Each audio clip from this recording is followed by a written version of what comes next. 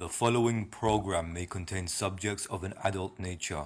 Viewers' discretion is advised.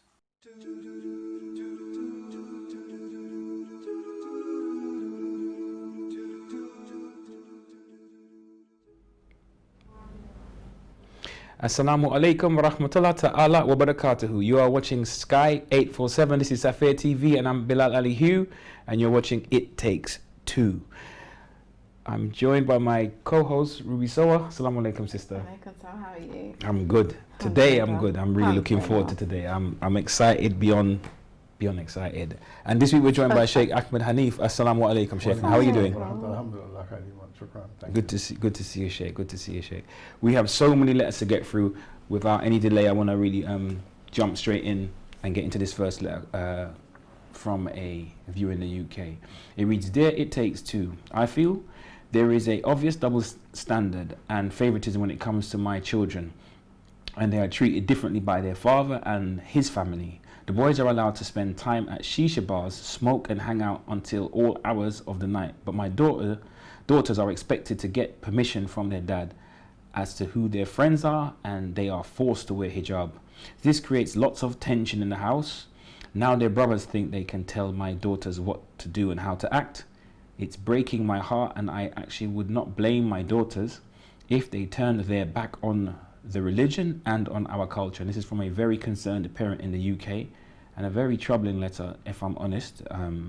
When I hear people talking about turning their back on their religion, it's a little bit alarming, because it seems quite extreme. I don't know if that's a cry for help, but what's your initial thoughts, Ruby? Well, I think it's quite common irrespective of whether it's in a Muslim community or not. You have, whether it's in the Asian community, African community, etc. You do have this issue where certain cultures do try and stick to, some people will say, stereotypical roles and what males and females should be acting and behaving, and they want to continue that tradition.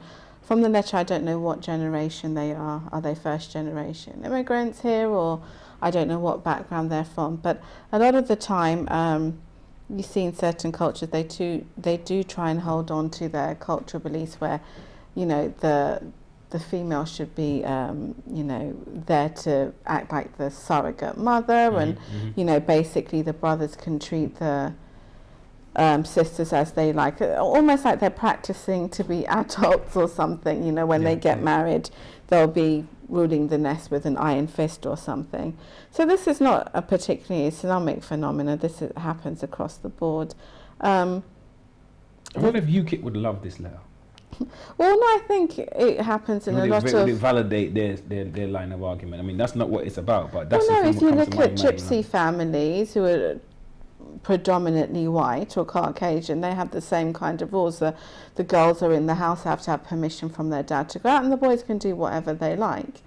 So, you know, I don't think it's a colour thing. It's just... no, I didn't say colour. I'm thinking people's perception of what Islam is. Non-Muslims perceive Islam to be that, and because I'm just thinking about, you know, and I was just saying, you have you have the gypsy analogy where the girls can't even step out the house without their mum and dad's permission. I think this needs a lot of conversation with the mum and dad amongst themselves first as to how they're going to tackle this. The dad might not see this as a problem, as she stated, but we'll give it to the Sheikh and see what he thinks. And that. Before we go to the Sheikh, one more question. Why would you say, what do you think is driving, I won't be surprised if they turn their back on their religion? I mean, you could disagree with your family's way of treating you, and you may not want to choose to be around them, for example, but why would you want to break your relationship with Allah because maybe not a nice guy, a lot of the time is a bit oppressive? A lot of the time what happens is religion and culture get mixed, don't they? They get merged. So you might be carrying on in a certain behaviour, confusing that with religion when it isn't. It's a cultural norm, or it's something that people have been doing for a long time. And what people may perceive it as is, we're such and such, and we're from this part of the world, so that identifies us with being Muslim, so I'm going to turn my back against it, because this looks like a religious thing rather than a culturally specific issue, for example.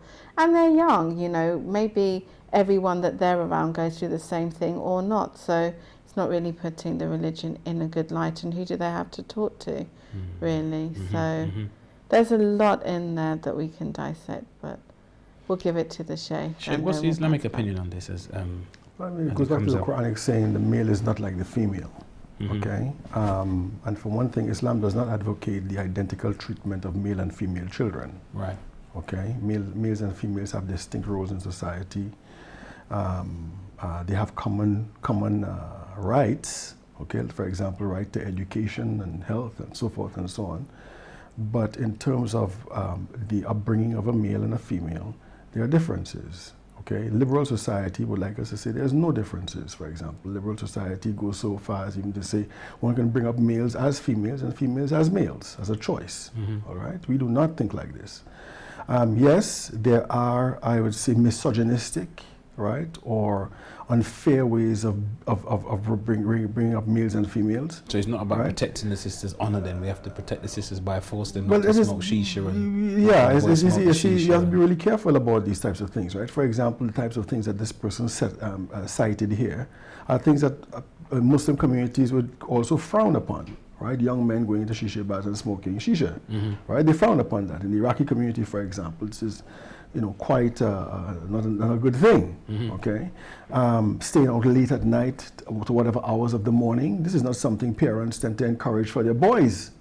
All right, but sometimes you find that boys tend to be kind of rebellious sometimes, and parents would tend to have a blind eye to it. You see. You also see, for example, with parents with respect to girls over a certain age, right? When, say, for example, over 23 or 25, where they have much more liberality in terms of being able to go in and from the house, as the case might be, in terms of late. In other words, I'm just saying that we have to be careful about a couple of things here, and I'd rather be general, you see, because you have a cultural aspect of this here at this time. Okay? So we can't be too specific, all right? We must agree. From an Islamic point of view, there's a different way of bringing up males and females, all right? Yes, girls are more protected in Islamic communities. They're protected as daughters, they're protected as wives, and they're expected to be protected, all right? More so than men, all right? Now, this sometimes translates into sometimes maybe... Oppression, outright oppression. Not oppression, let's say an overly controlling aspect over women. It's oppressive. All right? No, I think, you see, I tell you something about oppression. Oppression has a large, has to be based to a large extent upon perception, okay? Upon perception. If you perceive yourself to be oppressed, all right, and the person who is oppressing you perceives himself to be an oppressor, then he's oppressed. Take, for example, sports personalities. They are commodities in football. They are bought and sold like slaves, but they do not see themselves as being oppressed, simply because they make 21 million a year. And they can leave the contract and they can leave the contract unlike a slave. They can leave the contract according to certain conditions. They just can't leave a contract like that. Okay, and a slave could buy himself out of slavery. What I'm saying is these people are commodities. Okay, and that is what a slave is. Okay, but the society does not perceive them as slaves. Ryan Giggs and Kunta Kinte. I'm not seeing the light. They seem like different society doesn't commodification. It's not about income. It's about commodification of a human being, right? Where a human being is a commodity that can be sold, can be exchanged, and so forth and so on. This is something that one can say denies a person's human integrity. Nevertheless, the perception is such that you cannot see yourself as a slave or as a commodity because of the kind of income that you are getting. All right? I would not say that... And you chose to go into that contract, though. You chose to enter into that relationship, unlike slavery. Well, I mean, we can go far back and, for example, look at poor Brazilians who can only get football as a way out, right? So, I mean, in other words, there's no choice here, for example, right? People in depressed areas, in America, basketball, for example, a lot of people find their way out in basketball, right? They're forced to do that. You see, so we can get pretty complex about this. I don't want to get into that. Right. What I'm saying is, a father, okay, telling his daughter that she should be home by 11 o'clock, right, and being more liberal with his son, okay, might not necessarily be perceived by himself as oppression, or might not even perceived by the daughter as oppression. However, she can perceive it as oppression if she thinks of herself as entitled to exactly the same rights as the boys. Okay? And if in her school they are telling her all right, that you have your right to come and go as you please, or you have your right to tell to find out from your parents why they're doing so and so, and to challenge them and so forth and so on. That could lead to them thinking of themselves being oppressed. Well, as I said, Okay. that's why a conversation needs to occur with the parents before it's taken to the children as to how they plan to raise these children. And with children, it's the way you communicate with them. If you sell it in a way that what you're doing is actually for their benefit, and you discuss the reasons. For example, after whatever there's a lot of drunk people around. I don't know what area they live in. We've got to think about transportation. We've got to think about who you're hanging around, blah, blah, blah. Then it could be, sold in a different way. But to outright say, well, the boys can come, I'm just making an assumption here, the boys can be out till 12 o'clock smoking shisha, but you girls need to be home by 7. Not really fair. It could be a double standard. Exactly. We'll hang with whoever they want. But they might don't care. Exactly. You see what I'm saying? Exactly. So that's why I'm saying the discussion, in my opinion, needs to be had with the parents first, so that they can at least be on the same level, and then taken to the children. It sounds like there's been a breakdown of communication. I'm only reading into the Yes. letter because it's not being said explicitly, but it seems like there's a breakdown in communication between the mother and spouse, between her husband. Well, it could be just the simple fact that, in this family they have set roles, and a lot of families have set roles if they're from a cultural background. So the male's role might be just to bring in the money and just to make sure he's watching over the family, whereas the mom's doing the parenting. And the conflict comes when the child's older, that the boys want to emulate the dad, who might be doing the same thing, we don't know, going out late, and it's okay, whereas the girls are expected to stay home and be like your mom, but they might not have that personality to be home and stay like the mom. They may want to go and play tennis or something in the evenings with their friends. We just don't know.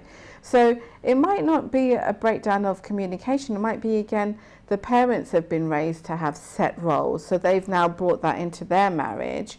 They're living in a country where there's a lot of mixed signals. Everybody, children are trying to find themselves. That might have worked in another country. But when you're seeing your friend isn't getting 50 calls when she's at uni and it's 5 o'clock, but you are, it causes... And especially if the non-Muslim friends start to say, actually, where is it in the Quran, or where does your religion say that you have to do this, But this, or this, and then they even can't with your produce Muslim friends- Islamic evidence. They're just kind of left thinking, well, it's kind of culture, so, well, why do I have to sign up for this But as a even Muslim? with your Muslim friends, you can have, everyone's different. Everyone's family mechanisms are different. I remember when I was growing up, my mum was really hard on me, and I was thinking, oh my goodness, I'm in university, if I'm, confident and independent enough to get a place in university, why are you phoning me 50 times at 4:30 to tell me, oh, it's getting dark, why aren't you home? I'm like, I'm travelling from university, and I took it very personally to view it as, don't you trust my integrity, my personality,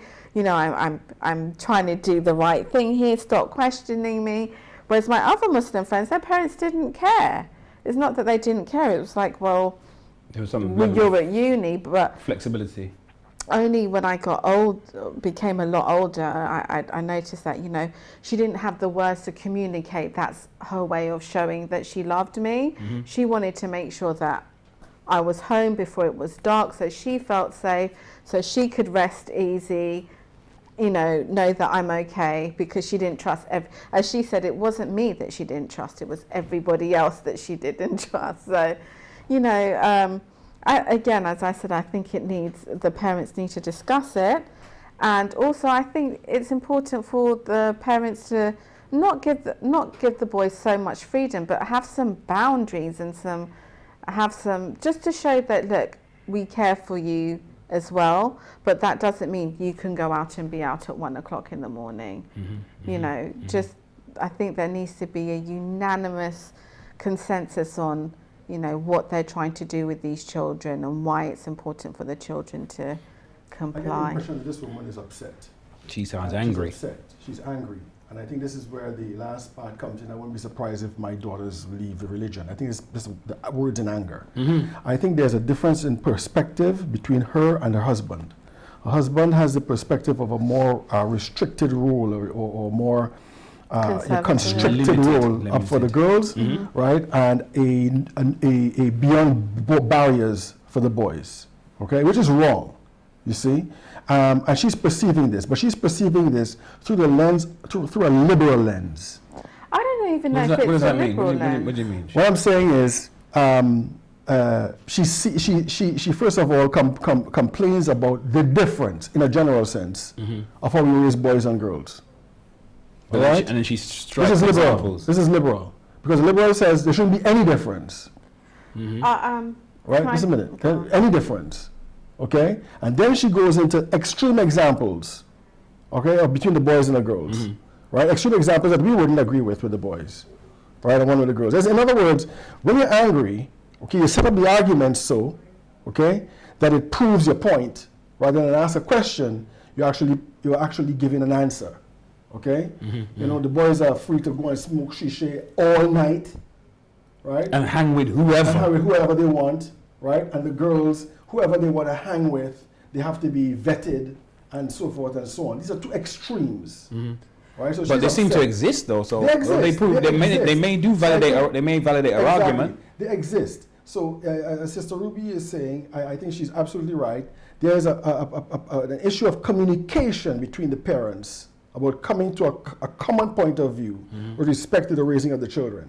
And it's sort of like balance between the two. And that's going to be very challenging for the sister because she's carrying a certain level of angst, so she's going to be walking to that conversation with her back up by the sounds Yeah, of and it. the husband has to know this to be patient with her. It's not even, I'm sorry, I have to interject, but it might not be a please do. level of angst. It might be that she can take herself back to the age of when her daughter was, and she maybe has gone through the same thing. So it's transference, it's So anger. it might be the fact that It pushes a button, a sensitive button. It's a soft maybe spot. she feels that something has to change. We're in a different environment, we're in a different time. Surely there needs to be some flexibility here.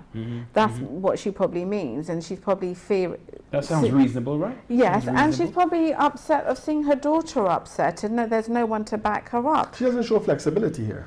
But we She- don't. In other words, she is saying, one, she starts off as saying, our people in our religion or whatever, right, we treat boys differently to girls, Yeah, right? they do. And the last point, okay, I wouldn't be surprised if girls leave the religion. What does this tell us? Okay, it tells us that she has a particular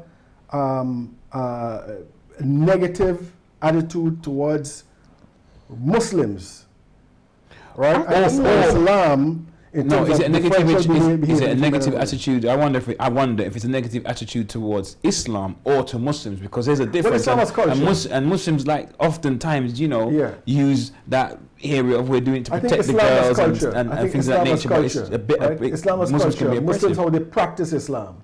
Okay, and she's saying that if you practice Islam, what's between the lines here is if you practice Islam, where you behave differently in your rearing of boys and girls, all right, it turns out that it would be hated by the girls. I would tend to add another dimension that maybe she's Please not do. saying the way you practice Islam. Maybe she's saying where they're culturally from, that is how they practice Islam. And generically, that is not how Islam is meant to be practiced. Yes, there are differences, but they're not meant to be blatant, obvious, you stay here, you run out and be free. Maybe that's what she's referring to. Is her Not that own there are cultural differences, but the perspective. type of differences. It's possible. The cultural perspective. It's possible, but there's nothing that indicates people of my culture or whatever. She says, or you practice, or you but it's possible. You It's mentioned possible because that I'm not from a- surprised if she from a leaves the cultural religion sense. and our culture, but only because of Or our time. culture. Okay, there you go. Only because of There you time, go. it's gone so quick. Yeah.